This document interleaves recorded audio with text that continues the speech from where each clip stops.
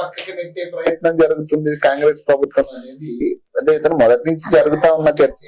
3-4 వచ్చాయని మనం కూడా మాట్లాడినాం. కాకపోతే ఇప్పుడు పెద్ద ఎత్తున ఇది జరుగుతున్న పరిస్థితులు గాని, ఎమ్మెల్యేల రియాక్షన్ గాని, మన కోమటిరెడ్డి వెంకటరెడ్డి వ్యాఖ్యలు గాని, రాజగోపాల్ రెడ్డి వ్యాఖ్యలు ఇవన్నీ చూస్తుంటే నిజంగానే రేవంత్ రెడ్డి పక్కన పెడుతున్నారా అనే అంశం కూడా కనపడతా ఉంది. మీరేం చెప్తారు?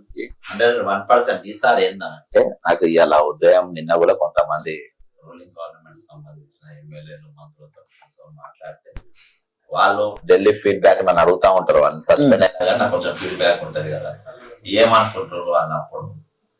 ఈసారి బీజేపీతో టీడీపీతో కుమ్మక్కై పనిచేస్తా ఉండు. బొగ్గు స్కామ్ తోని జాతీయ స్థాయిలో మేము నష్టపోతున్నాము. జాతీయ మీడియాలో బొగ్గు స్కామ్ గురించి వచ్చింది, తెలంగాణలో జరుగుతుందని.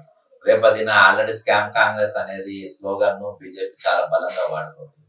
ముఖ్యమంత్రి రేవంత్ రెడ్డి అనేటోడు ఈ రోజు పూర్తిగా చంద్రబాబు నరేంద్ర మోడీ చెప్పు చేతల్లో పనిచేస్తుంది. కాబట్టి వీళ్ళిద్దరిని కూడా మనం పక్కన పెట్టాల్సిన అవసరం ఉందని చెప్పేసి అధిష్టానం భావించింది. అంతేకాకుండా ఈయన తలంటూ పోసిందంట మిస్టర్ బట్టి విక్రమార్క. ఆయన అంటే బుద్ధి లేనాడు, నీకేమైంది, కాంగ్రెస్ ఉన్నోడివే కదా అది ఇదని చెప్పిన పర్సంటేజ్ కథలు ఇవన్నీ కూడా వాళ్ళకి తెలిసిపోయినాయి. ఈ రోజు 100% ఇద్దరి పైన కూడా చర్యలు ఉంటాయని అనుకుంటున్నాను. బట్టి రేవంత్ ఇద్దరి పైన. రేవంత్ బట్టిది కూడా డిప్యూటీ సీఎం కూడా బిక్తారు. ఇంకా చాలా బాగా బొగ్గు స్కామ్ జరిగిందనే రిపోర్టు ఏఐసిసికి ఉన్నది. కాబట్టి ఖచ్చితంగా మారవకుంటే మాత్రం ఇంకా క్షేత్ర స్థాయిలో నష్టపోయే అవకాశాలు ఉంటాయి.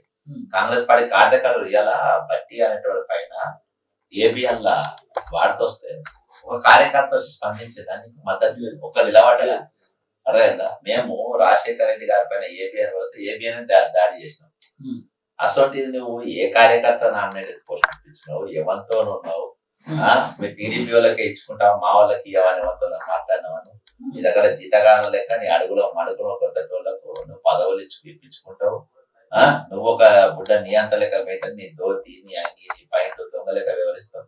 కార్యకర్త తూ అంటున్నావు. నేను కాంగ్రెస్ కార్యకర్తని ఇలా ఎటువంటి పరిస్థితికి వచ్చినా అంటే నీ దాని మీద నువ్వు ఖండనిచ్చే కాడికి వచ్చింది. అర్థమైందా. నీ లాస్ట్ లా నీ అన్న కొడుకులో వాళ్ళు ఇచ్చే కాడికి కూడా రాలే. లాస్ట్ లో నీ కండ నేనే బుద్ధిమంతుని, చాలా మంచోని, నేను కిందికి వెళ్ళి మెట్టు చేసుకొని వచ్చిన, ఎప్పుడు దొంగతనం చేయలే అని చెప్పి నీ బతుకు గురించి నువ్వు చెప్పుకుంటూ వచ్చిన పరిస్థితి. నీ బతుకు ఎంతో కార్యకర్తలకు ఎంతో తెలుసు కాబట్టి వాడు ఎవరు చెప్పాడు. కాబట్టి ఈ రోజు నీవు అక్కడికి దిగజాలి.